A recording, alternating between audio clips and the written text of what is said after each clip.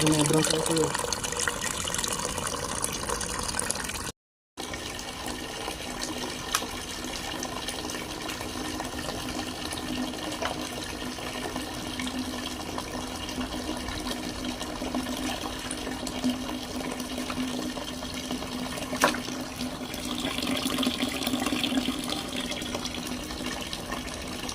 Hindi parang yung pagkasipan ako, kapula.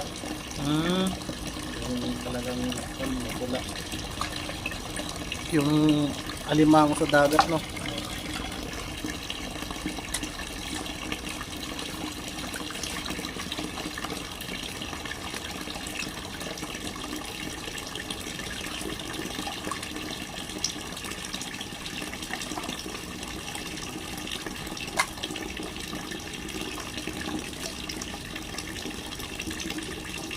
Pero yan, kailangan talaga muna linisan bago lutuin. Minsan, pag diretso na lang, pag-spin lang.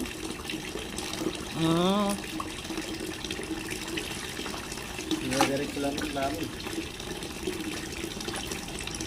Pero pag lulutuin mo ng iba, ano to? Binubuksan na ang kalahati. Binubuksan nyo para sigurado. Para yung sabaw niya, naulam din. Kasi mag-iiba yung lasa niya kapag hindi natanggal yung loob. Nangingitim yung sabaw. Mangingitim yung sabaw. Tapos mag-iiba rin yung lasa. Hindi rin naman na yung sabaw lang, parang Pangit tingnan.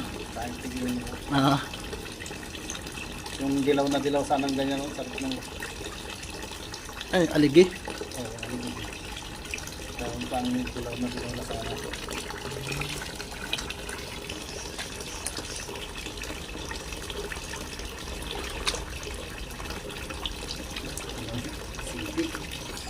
Ang laki oh.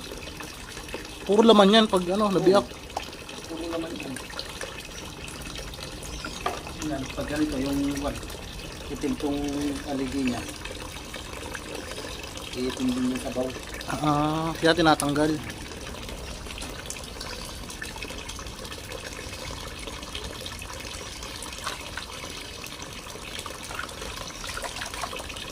Hindi tulad dun sa alimango na dagat na okay lang kahit walang tanggalin kasi hindi nangingitim yung sabaw, no?